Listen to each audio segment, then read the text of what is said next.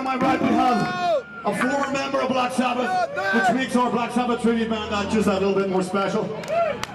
He's played with a lot of the greats. Leader forward, Grit White. Nick McBrain is a big list. But most of all, we know he played with Sabbath. And he's here today for you. Make some noise for Dave the Beast Spitz!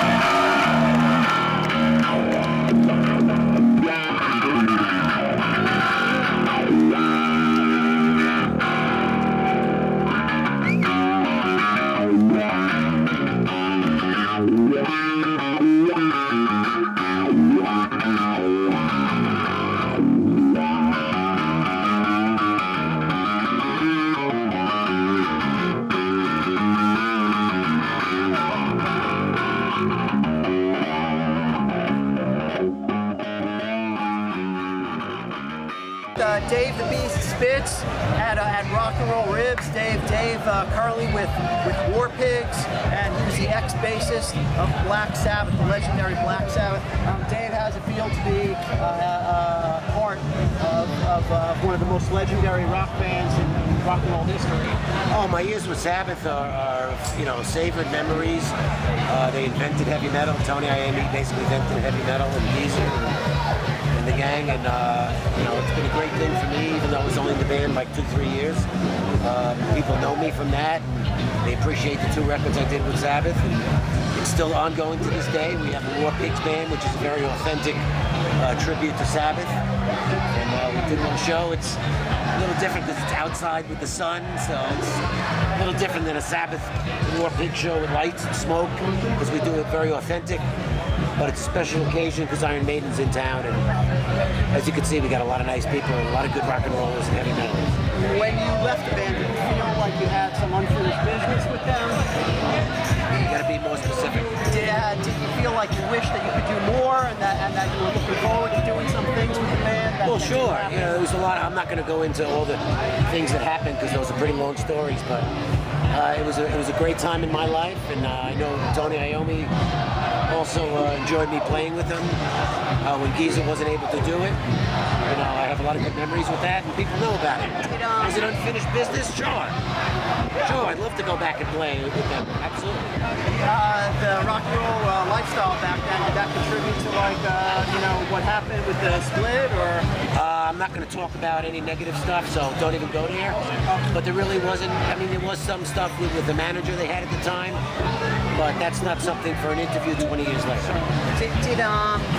Because you were replacing like a rock icon like Geezer Butler, was there any thought from fans or anything like that? Or? Not that I know of. I mean, Geezer was one of my 3 biggest influences. Geezer, Jack Bruce, and Stanley Clarke, among and Whistle and many others, but those are my main influences.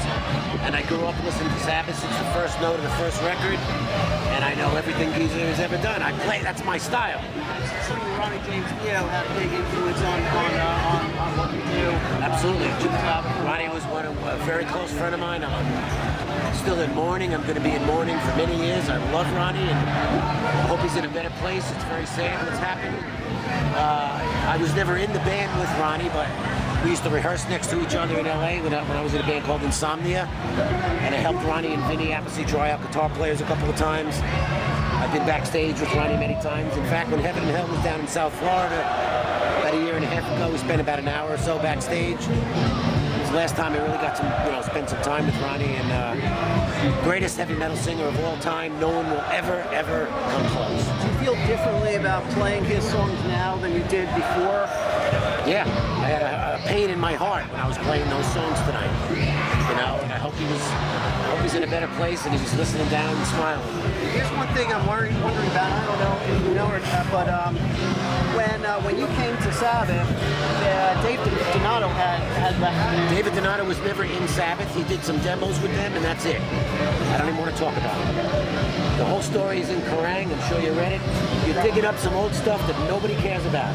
You want to ask me some interesting stuff? Then go ahead. All right, War Pigs. What's new with War Pigs? What are your plans for it? Is there any original stuff coming out of it, or? Not at the moment. War Pigs is War Pigs. It's just a tribute to Black Sabbath.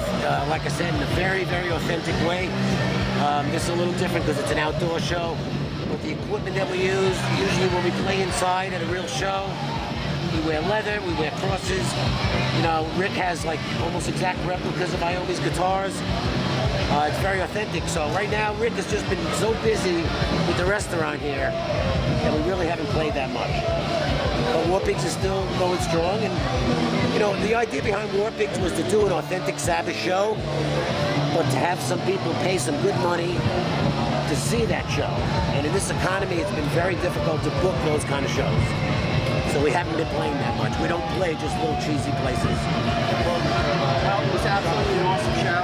And I thank you so much for Okay, all the best to you guys and everybody in Israel. Dave, You know, I'm Jewish, I'm very Jewish, rock and roll. Hope metal is living strong in Israel. And good luck. Thank you. Thanks for coming down.